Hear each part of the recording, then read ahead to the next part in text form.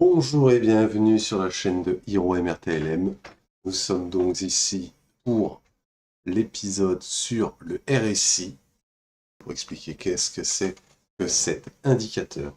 Donc le RSI, également appelé Relative Strange Index, ou en français indice de force relative, est un indicateur technique utilisé en bourse pour évaluer la force ou la faiblesse d'une action ou d'un actif financier. Ça, c'est une petite définition. On va essayer d'expliquer plus simplement.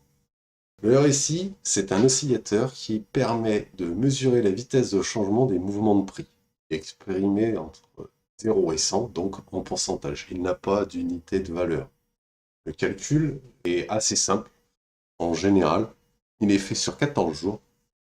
Et la formule est, donc RSI est égal à 100 moins 100 sur 1 plus relative strange. Donc vous avez un schéma en parallèle pour pouvoir comprendre ça. RSI est égal à 100 moins 100 sur 1 plus moyenne des prix hauts et moyenne des prix bas.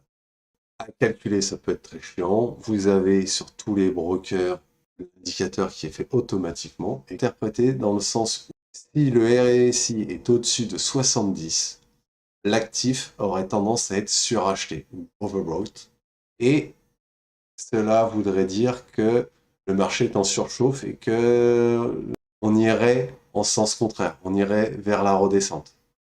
A contrario, si le RSI est en dessous de 30, ça veut dire qu'il est survendu, oversold, il aurait tendance à remonter, donc ça serait une zone d'achat. C'est un petit peu du système contrarien. Entre 30 et 70, ce sont des conditions relativement neutres. Indirectement, avec cette définition en 30 et 70, cela nous permet de voir des changements potentiels de tendance. Le gros avantage du RSI, c'est que c'est visible sur l'écran, on met ses valeurs, ça atteint là, on peut se dire oui, il va se passer ça, ou non, il ne va pas se passer ça. Par contre, donc il est très simple d'utilisation pour voir les conditions de surachat et de survente. Par contre, c'est un indicateur technique très très apprécié par les débutants, même par les moins débutants, mais ce n'est qu'un outil. En bourse, il ne faut pas oublier que c'est l'ensemble des indices qui nous permettent d'avoir une direction. Là, c'est un outil, donc c'est un indice pour nous dire on a telle chose qui se passe sur le marché avec cet indice-là. Et c'est avec 3 ou 4 indices différents qu'on peut dire oui, cet indice est bon, il est en corrélation avec celui-ci. Cela donne des informations faciles d'accès, très faciles à lire, mais il ne faut pas uniquement regarder que le RSI pour faire ses choix.